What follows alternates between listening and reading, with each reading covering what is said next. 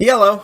I'm down to just talk for today. No pitchforks, no vitriol, none of that. How dare he like or hate X thing or whatever.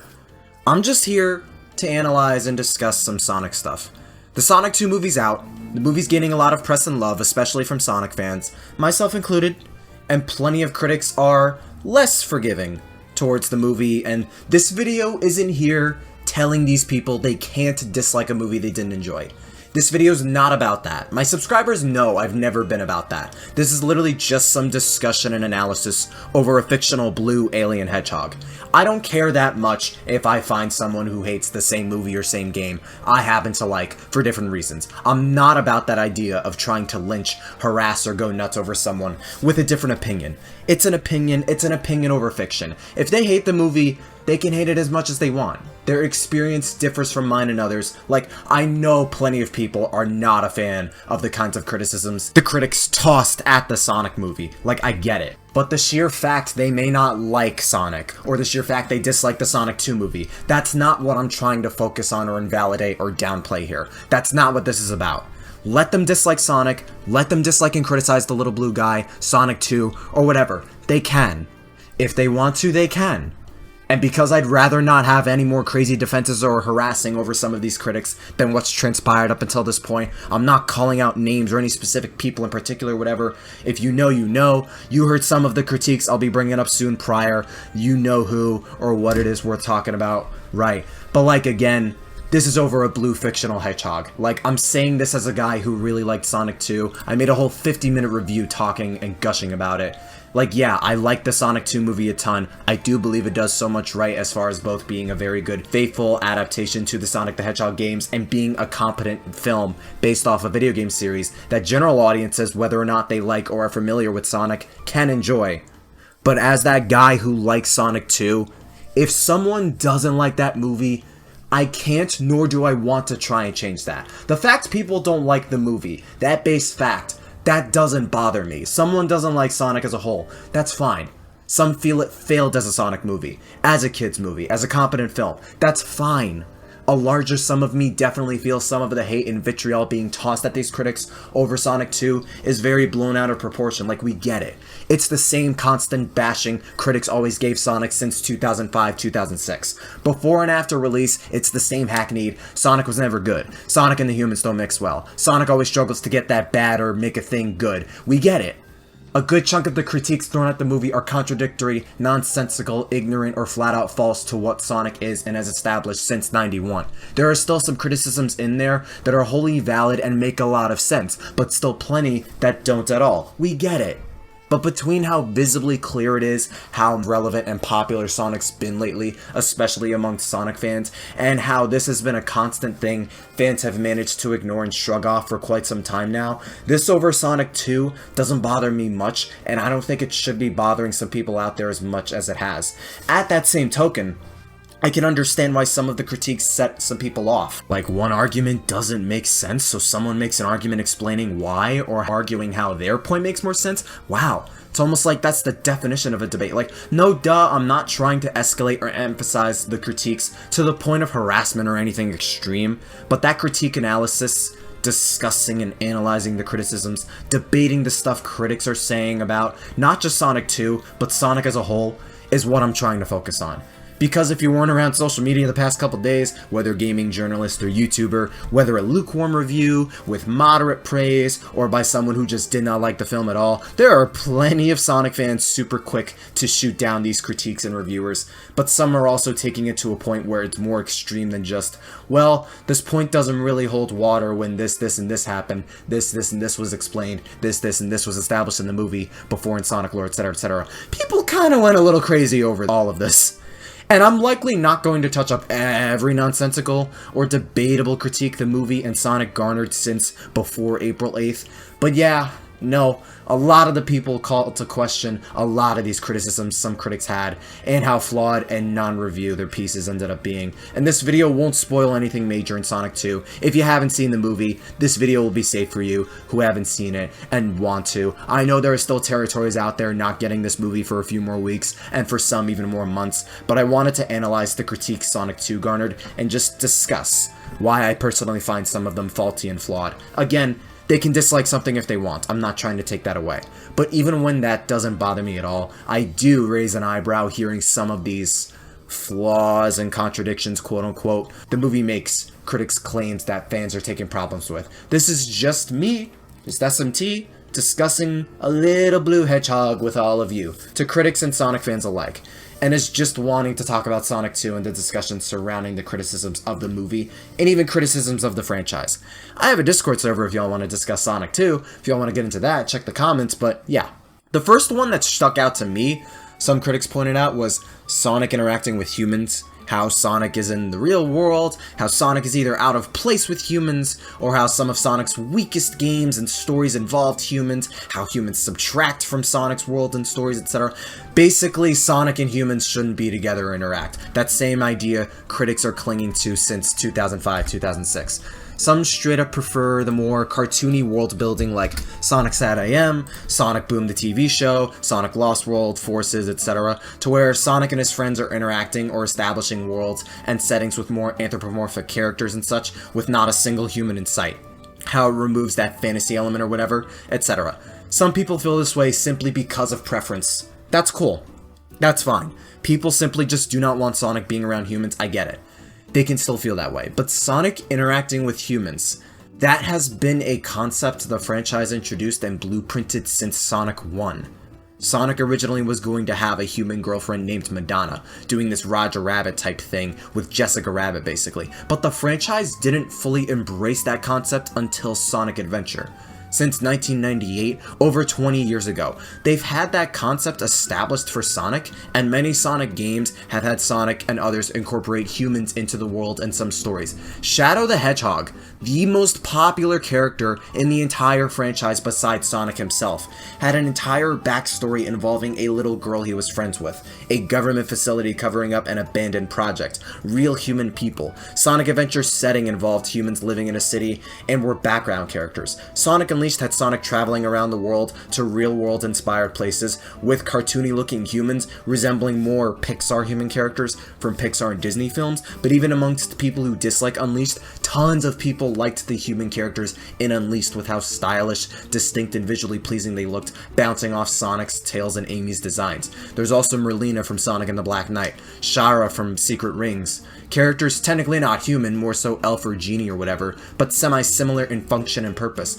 Much more cartoonishly exaggerated, but Eggman is a human too, and some of these examples come from some of Sonic's most popular and beloved games, particularly the adventure games. Point is, I very much disagree with the idea Sonic and humans just don't work because it's uncanny or off-putting. Humans interacting with Sonic never felt off-putting to me and other fans. The only cases I've seen to where most Sonic fans detested a human character was Elise from Sonic 06. Chris Thorndike from Sonic X as well, but personally after rewatching Sonic X some time ago subbed, the original Japanese version, Chris is incredibly misrepresented and misunderstood across Sonic fans, but even with those two in mind, I'm removing my bias and whatnot. People loved Helen from Sonic X, Topaz and Rouge and their chemistry from Sonic X as well, Maria, Gun, Merlina, etc. Like, when the franchise established and embraced a concept multiple Sonic games and Sonic media has incorporated into themselves, some of which very effectively and naturally, and people are still trying to claim Sonic and humans don't work, I roll my eyes a lot. Like, that's how Sonic's been plenty of times since Adventure. Some people even feel Sonic not being around humans and characters, like the Forces NPCs, felt more off-putting than the other way around. Like, a lot of the examples listed never subtracted from Sonic's stories, the world or the fantasy element of the series. This is literally about a hedgehog fighting a fat doctor with giant robots and machines, fighting black hedgehog lookalikes, stopping space colonies from crashing into the earth, controlled by a giant robotic lizard with butt rock blasting in your ears as you use 7 magical rocks to stop the space colony. The same blue guys consistently fought demigods, traveled through time, fought and adventured with friends who rebuild these magic rocks and can build giant mech planes. Like, where's that fantasy element removed when humans are involved? Like, I don't get that at all. Like Sonic never felt that detached from the fantasy element and unrealistic superhuman side of the series, even when humans and realistic locations are involved. There were still numerous blends of that realistic nature with those while still feeling unrealistic and fantasy-like. It still felt like Sonic. And Sonic 2, the movie, is the same to me and a ton of people. Tom and Maddie were main characters in the last film. You were going to get scenes and stuff involving at least those two in the sequel. They were built up to be Sonic's caretakers and Sonic's friends. Plenty of people who saw both movies also like these characters too, even when they're main characters in one film, and the main human characters that get the most screen time in the sequel. Especially in the sequel, they still treat them like supporting characters, supporting and adding to Sonic, his character, Sonic's friends and their character, etc.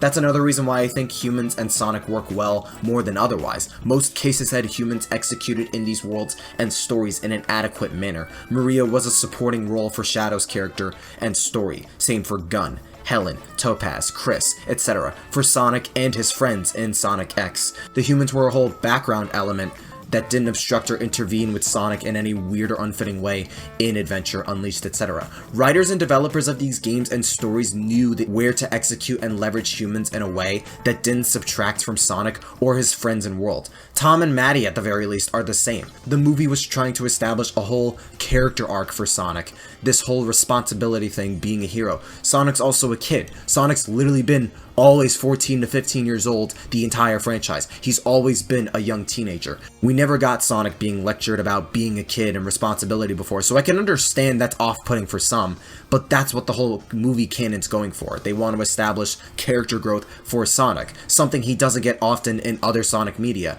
and a lot of people, including me, felt it worked within the context of the film. Sonic, Tom, and Maddie's relationship, especially in the second film, works. Tom does a lot for Sonic in both films, between clocking people in the jaw several times in both movies and saving Sonic's ass a lot in the first one. Maddie also supporting him in both films, and tons of people genuinely love and adore both Tom and Maddie. So I'm not understanding why that kind of thing goes unnoticed from the critics. And even them just being in a normal, healthy relationship is enough for people to like the characters.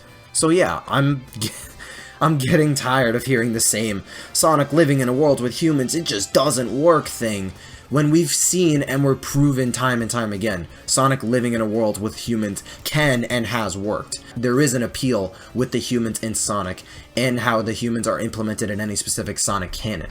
And from there, whether it captures the feel of Sonic or not can be a good segue. How the movie feels or doesn't feel like Sonic. It doesn't capture that Sonic feel or energy. That, I think, is a lot more of a matter of preference and subjectivity than the human thing. There are plenty of people, Sonic fan and non-Sonic fan alike, that have varying definitions of what they consider Sonic-like and what doesn't feel like Sonic to them. Movie Sonic doesn't feel like Sonic to some. Some don't like how childish he is compared to the games. Some don't like how Sonic has to have a character arc building his character, when most games have him portray what feels like an already established character or a flat character arc. A character that can already read between the lines of maturity, responsibility, etc. Sonic being lectured about being a hero by normal people, the government stuff, the wedding stuff, etc. All of that and others not feeling like Sonic. I can understand some of this not feeling like Sonic. The wedding stuff in particular, with how Rachel and Randall and that whole love storyline took up an extra like 5-ish minutes of the movie or something. That and some other flaws are stuff I'm going to talk about in a bit. But even with some of those elements, a ton of people definitely came out of that movie really feeling like that was Sonic. Like that was a Sonic film, and a lot of stuff and elements felt like Sonic. If you sat me down, and only me, and asked, I'm going to speak for myself a bit.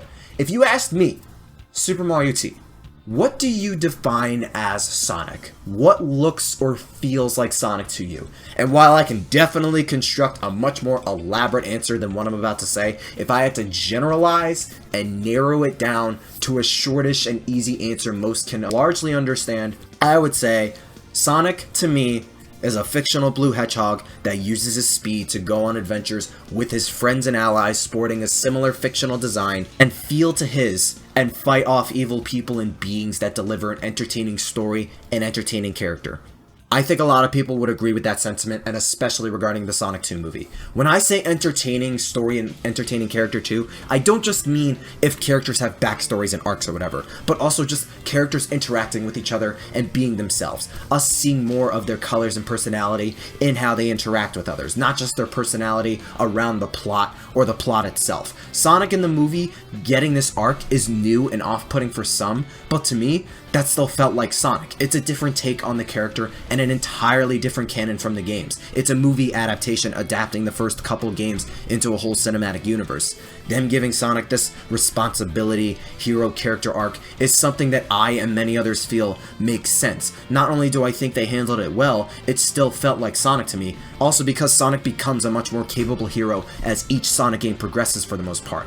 Even the family stuff, Sonic getting a family like Tom and Maddie, works between how well they manage to execute that and make it work for a ton of people. People love Maddie and Tom, cannot stress that enough. But even that, for plenty, feels like Sonic. And the tail end of the movie with what's established and the last scene before the initial credits, that's Sonic to me. Tails and his character and how he interacts with Sonic and helps him and his arc, that's exactly what Sonic feels to me. Knuckles, his personality and interactions in battles, that's Sonic to me. Jim Carrey being over the top and being himself while also trying to be evil and ridiculously over the top like Eggman, that is Eggman in plenty of Sonic media. That is Sonic to me as well, and Jim Carrey felt a lot more like Eggman in this movie than Sonic 1 to me. How wisecracky Sonic is to Knuckles and Robotnik. Most of his jokes and wisecracks than otherwise throughout most of the movie, whether to himself, Knuckles, Robotnik, the humans, etc. That is Sonic to me. They have the Master Emerald. They have multiple nods and locations ripped from Sonic games, and a good chunk of them flowing seamlessly within the context of the movie and are used in ways much more natural and subtle than the first movie. The human stuff I largely went over earlier, a lot of the action in the movie, some of the downtime the characters have, Sonic running and how he uses his speed in the movie, the climax of the film. Like a lot of the stuff I just listed off is stuff that Sonic games do and show, stuff that is Sonic to me, and stuff that makes Sonic who he is and gives off that Sonic feel tons of people would also agree on. Many beyond myself do feel a lot of this is Sonic to them, and the movie does do a lot of this. Even some of the wackier stuff, Tails ramming Knuckles with a police car, that was hilarious. The cliche power of friendship, that's a common Sonic trope most Sonic games do. Some of the cringy or especially cheesy lines and character moments, some of that, especially the cheese, is another common thing Sonic does. Like a lot of the stuff the movie does, to me at the very least, didn't feel out of place or poorly executed. Some stuff dragged, the wedding stuff, the dance segment in the pub, there's obvious cliches, pop culture references, jokes and Hollywood schlock and faults the movie has that I'll get into a bit later on that I either did or did not touch on in my review, but to me, and a bunch of other people who saw the movie, felt this was in line with how Sonic's portrayed as a character and how Sonic's portrayed, established, and structured as a series and franchise. There's also just like general stuff and critiques some have made too, like the whole bar scene, like Sonic cleaned a dirty house in 3 seconds, like, oh, why couldn't he just get the map off that guy's shoe and just leave? Like there was a literal snowstorm the minute they got to the snowy mountain and Tails couldn't use his gadget thing until the storm died down with accurate coordinates and or if they could get to the temple safely. That's why they get to that pub at all. Oh, why didn't Sonic use his rings to escape Knuckles beating him up on the cliff on the snowy mountain, and why is he schlepping Tails down the mountain from an avalanche? Why's he gotta call Tom to help? Why can't he just run? You see him drop his rings off the cliff in the middle of the second Knuckles fight. Some also claiming how inconsistent Sonic, Tails, and Knuckles are with their powers and speed. I just explained the whole map and the pub thing.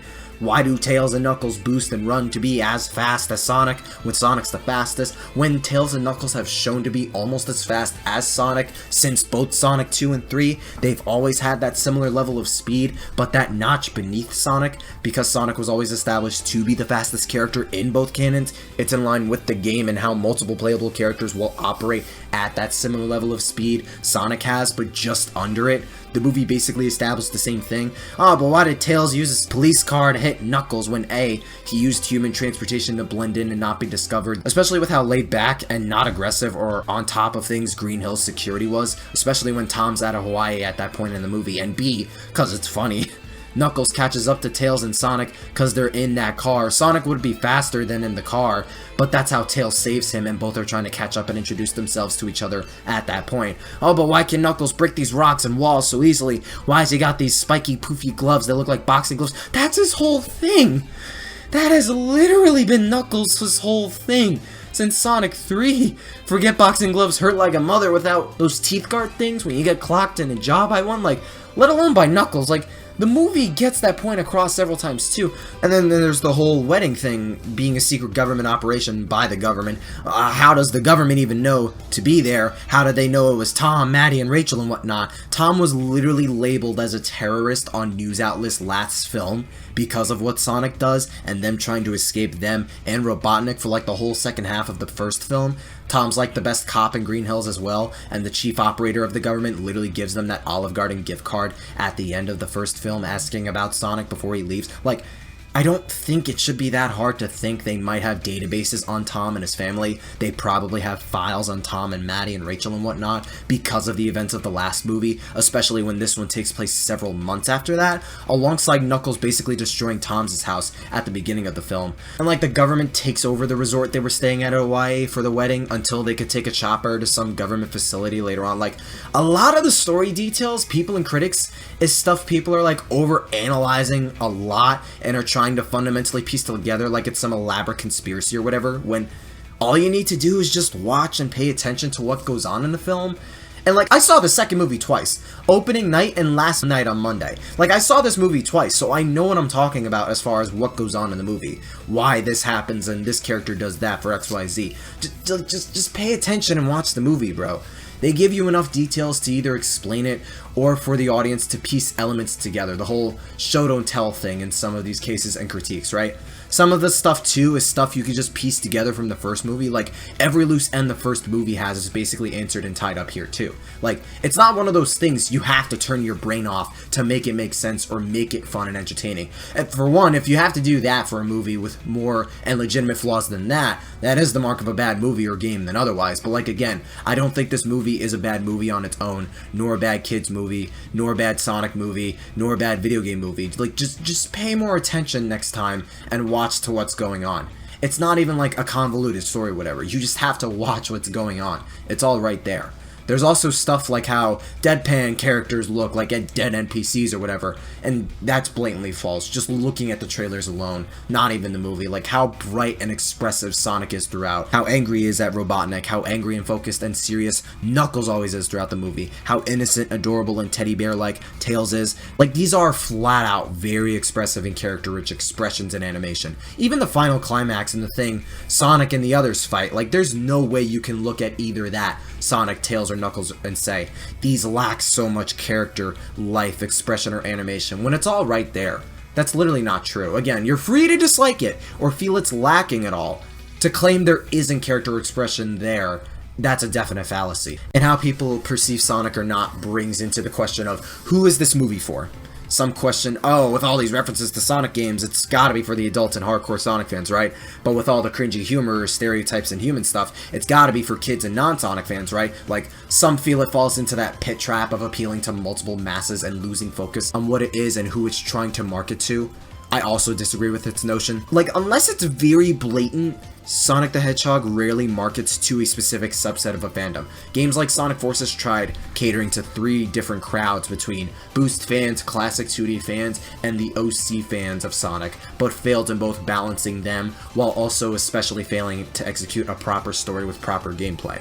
But Sonic Mania, that was a clear love letter to classic Sonic fans and Sonic Generations, to both older and newer fans of Sonic, not even just the specific style of gameplay the two Sonics make up. Sonic Adventure 1 and 2, doing its own stories and things, being more Sonic to go around, and these and other Sonic games are games hardcore fans and newer younger fans will pick up at different points in time. The little blue guy's always been a fictional creature made to market and appeal to kids, usually first and foremost, but also fans of the series regardless of age. Sonic 2 movie is no different. Like most critics who chastise Sonic whenever it goes into the human stuff, more complex plots and character arcs and stories, multiple gameplay styles or whatever, regardless of the execution, most of them who do that usually follow some comment on how the classics were where they started and they were young kids for that, and how they enjoyed the simpler takes and stories of those games, colors, generations, and such. My point is, not only are plenty of those critics and people, they got into Sonic when they were younger, Sonic is gaining many new fans by the year. older and younger across multiple ages. And even when Sonic still tries to capture kids, Sonic is capturing adults and older hardcore fans at that same time. Like, Sonic Mania captured that older hardcore crowd very strongly, was a tightly knit, expertly crafted game, but so many younger and newer fans of Sonic got into Sonic from Mania 2. It still captured that younger audience and completely new gamers and Sonic fans. It appealed to multiple audiences because it knew what it wanted to do. Just be a good Sonic experience. Sonic 2 movie's the same. I'm not trying to ignore or sugarcoat the bad stuff or stereotypes the movie has. Your Fortnite flosses, your generic dance montage, pop culture music, pop culture references, Winter Soldier, Uber, lowbrow, fart and butt jokes and whatnot, the wedding stuff dragging spare 5 to 10 minutes longer than what most people would have liked, focusing on some of these characters like Rachel or Randall, the fiancé, that a lot less people cared about, some of the CGI when Sonic and Tails are with the human characters and those specific effects being bad or noticeably subpar, all that stuff is stuff I'm basically in agreement on in terms of where the movie drags and dips in quality a bit. I've said all this in my review. But at that same time, plenty of those flaws didn't hinder a lot of the movie's other strengths, at least to me, to any major degree, because a lot of the other stuff the movie did was genuinely that good and that much better than both the bad or generic stuff and stuff the first movie did. Like, yeah, the fart jokes and pop culture stuff, that's literal generic schlock so many movies do and have done before, some of which is genuinely bad, easily agree. But there were plenty of other normal, natural jokes and primarily character interactions and moments they shared with each other. Knuckles when he's with Robotnik, Knuckles in general, the last scene after the final battle, etc. that were funny and good. The comedy and funny stuff also comes in just how the characters act around one another and behave, their personality, etc. It's not specific to the comedy-based scenes and segments. The action was still very good. The way these characters had arcs and were written was good. How they bounced off one another, and even a good chunk of the human interactions and humans talking to Sonic in them. Tom, Maddie, even a little Rachel was good. The references were plentiful and fun to recognize, but a lot of them were implemented into the movie in a natural and subtle way that elevated both the entertainment factor as a hardcore Sonic fan recognizing these references, but also working in the context and logic the movie sets up that the game's also established too. Like, that's the whole thing with this and other people's reviews and thoughts. We're all talking and discussing opinions and whatnot, and how this is good and that's bad. It's all opinion based. But plenty also give logic and reasoning, some faring better than others, and some of you still might feel it's a bad kids film, a bad film period or whatever, and mention the whole, as much as people say it's a kids film or family film, kids don't deserve garbage products, especially when the franchise has made good products and good kids products before. I legit just made a whole video talking about that whole "it's just for kids" excuse people make when criticizing something. Do not misunderstand when I say I wholly 100% agree. That's the most non-argument argument that should be put to bed, and kids deserve good media and shows and such. You can make a very good product or thing meant for kids that many other audiences can enjoy, but I fully believe the Sonic 2 movie is precisely that thing multiple demographics got enjoyment and value from. I've already gotten my point across plenty already, but I don't think this is a bad kids movie. I don't think it's a bad video game movie. I don't think it's a bad Sonic movie. I don't think it's a bad movie. I think this movie is very much a good game movie, kids movie, good Sonic movie. It's a good movie. Just a good movie for multiple reasons.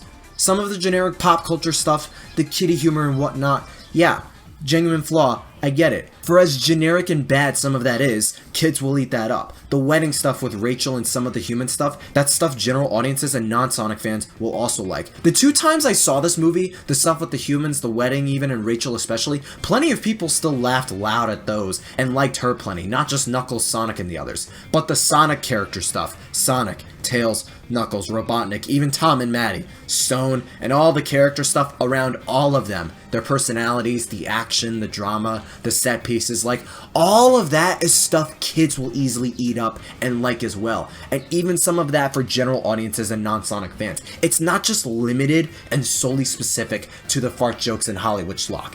how Sonic has that character arc, Tails with his character and personality, Knuckles with his arc, backstory, and character progression, all three of their moments and personalities and interactions. Like, all of that is stuff kids and general audiences can get into, but that's also stuff 10,000% meant for Sonic fans. Sonic fans ate up so hard Knuckles and Tails, how their characters were portrayed, their interactions, all the action the movie has, Jim Carrey with Robotnik, the final climax, the Master Emerald and all the lore surrounding that, not even just the Sonic references and nods to the games. That was all for Sonic fans, and for newer generations and general audiences. Some of the newer audiences still discovering and getting into Sonic games new and old, while being at many different ages. Kids especially. I don't know how many people genuinely think Sonic fans and hardcore Sonic fans are specifically adults. There are millions of kids still talking about and playing Sonic over the past several years, and especially after this movie. Sonic is still a very popular franchise amongst kids and younger audiences, not just teens and adults. And especially coming out of this movie, we really need to come around the fact Sonic is a very relevant and very popular franchise even today. Like, obviously the references and such are made for those old school fans and whatnot like me, but the character stuff, the story, the Master Emerald, the final battle, like, that is stuff kids and general audiences are being exposed to and getting into too. Like, even if you've never consumed any Sonic anything before this movie and you saw this movie and enjoyed it, Sonic 2 was some guy or girl's first Sonic thing they consumed and they liked it, they're coming out of this movie as a Sonic fan. That's the point I'm making. Every single Sonic game and multimedia thing of Sonic does that. The movie's the same. And you don't have to consume a large amount or all of that series to call yourself a fan. If you've only played Sonic 1 and like Sonic 1, who the hell am I to say you're not a real Sonic fan or you're any less of a Sonic fan than I am, right? Like, no, you're a Sonic fan, or at the very least, you're a fan of the first game. Like, Zelda Ocarina of Time. That's the only Zelda game I've ever beaten. I go on about how I'm still a budding Zelda fan, as that and a fraction of Breath of the Wild are the only Zelda games I played. I'm not gonna act like I know the ins and outs of it, Majora's Mask, Skyward Sword, or anything, or say like, oh, this game was bad, that was bad, or whatever. No. I'm still interested and enjoying Zelda, though. I'm technically a Zelda fan just based on how much I really enjoyed playing Ocarina of Time 3D and the fraction of Breath of the Wild. I'm not all about that gatekeeping fan BS when it comes to Sonic, Mario, or whatever. But my point is, a fan of anything, at the bare minimum, has consumed either one whole game, episode, show, comic, etc. of that thing, or a fraction of any of that. And that can give them a point of interest in delving into more of that franchise, effectively getting them interested in the product. It's basic marketing. They've effectively become a fan of that product. Even when you have specific nods to the games or character and story stuff for Sonic fans, that's still stuff general audiences and kids and whatnot will also indulge in and enjoy. And even then, there are so many kids out there today that love Sonic and are Sonic fans too. Like, all the different things this movie has that will likely attract one audience or another won't exclusively entertain or provide enjoyment in one of those specific subsets. It connects to literally all of them. It's a Sonic movie trying to appeal to kids and families while still recognizing and delivering and being a faithful adaptation to the Sonic series. Fans of Sonic will likely eat up more than otherwise. There's something there for essentially everyone. Sonic 2 is a Sonic movie meant for fans of Sonic regardless of whether they grew up with the franchise, got into it recently, or used this movie as a springboard in doing so. This movie was directed and written by people who've done stuff for Sonic before for years now. Idris Elba even did research on Sonic stuff and Sonic lore for his Knuckles role, and he loves the character now. The man is legit a Sonic fan after doing this movie. Like, if that doesn't show my point at all, I have no clue what will. The producers, directors, and writers, and even actors did their homework. It still has much less of that Hollywood milquetoast schlock the first movie had. It has more imagery, elements, story, action, and components ripped straight from the Sonic games that prove it was made by people who do understand and like Sonic.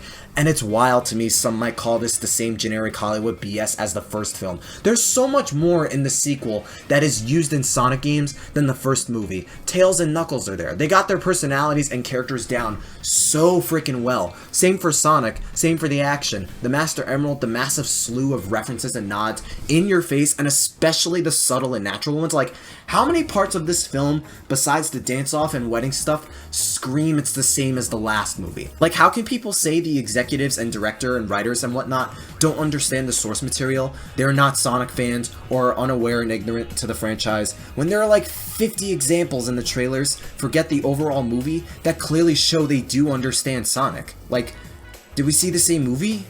It's a family film, it does appeal to kids, but it appeals to that older crowd that are Sonic fans while still doing the same for that younger generation as well. It is that much more flexible and not as black and white as some might think. Like, some of the complaints and criticisms hardly hold much water, if at all, and rubbed me the wrong way. Not the fact they hate Sonic or hate the movie or whatever, just some of these critiques themselves, on top of all the discourse that sprang out of them to the point of me making this video. But hearing the Sonic human stuff not working, having Sonic's dumb animal friends in the project, the discombobulated marketing and demographic catering, whether it feels like Sonic or not, the overanalyzing little small stuff characters say, do, etc. that overcomplicate the heck out of the conversation than it ever needed to be, and when the answer is much simpler than that. Hearing some of this from the critics of the film also mirrors the same critiques Sonic got in some of his games, 06, Unleashed, almost every Sonic game since 2003 basically, and I hate being presumptuous like this, or making these presumptuous claims, but hearing those kinds of complaints or critiques thrown at Sonic to the point where it's not just simple preference, it goes beyond that to where it becomes, you're wrong about how you think this movie feels like Sonic when it's objectively not, or humans and Sonic not working together, or Sonic's dumb animal friends, who is this marketed to, makes me believe critics and some of these people who feel this don't understand Sonic and both what the series established since Sonic Adventure, and also who the franchise has marketed to since the very beginning. Sonic's always been a franchise trying to market itself to kids. It's a franchise always meant to be welcoming and appealing to kids and families and general audiences after that. But it's about this blue hedgehog that can run fast, stops this mad doctor, and has all these crazy and cool characters doing all sorts of crazy and cool things in these crazy and cool worlds that also have humans in them plenty of times too. That's something all kinds of people will get behind, not just kids, and the franchise has done things, told many different stories, given us many different characters, and made many different kinds of games with many different styles that will catch attentions and audiences of many different ages at many different times through all of the avenues it made for itself. Sonic 2, the movie, isn't anything different from that, and I really don't think it's that deep in the grand scheme. But when I've analyzed criticisms and discussions surrounding a fictional teenage alien hedgehog for over 30 minutes now, where the heck do I have room calling something not that deep, or saying it's not that serious when I go on for this long, right? Like, it really isn't that deep or that serious, obviously, but like, I like Sonic, tons of others like Sonic, plenty who don't even like some semblance out of him, and both parties want to talk about the little guy after his sequel live-action movie just came out. I figured analyzing and discussing the criticism coming out of the first film would be a good way in doing so. Just a normal discussion and analysis on Sonic, and I do hope you guys were entertained and enjoyed this whole analysis, discussion, debate we had here today. Even to the critics and people who didn't like the movie or don't like Sonic, if you stayed this long, I hope you got something out of this entire ordeal and discussion. I'm always down to discuss Sonic and other gaming stuff, Mario, Smash Brothers, etc. in the comments or in my Discord. Let me know down below. But thank you very much for watching and listening. And yeah, stick around for more Sonic content to come in the future, and hopefully you'll like some of my non-Sonic content too. Stay super.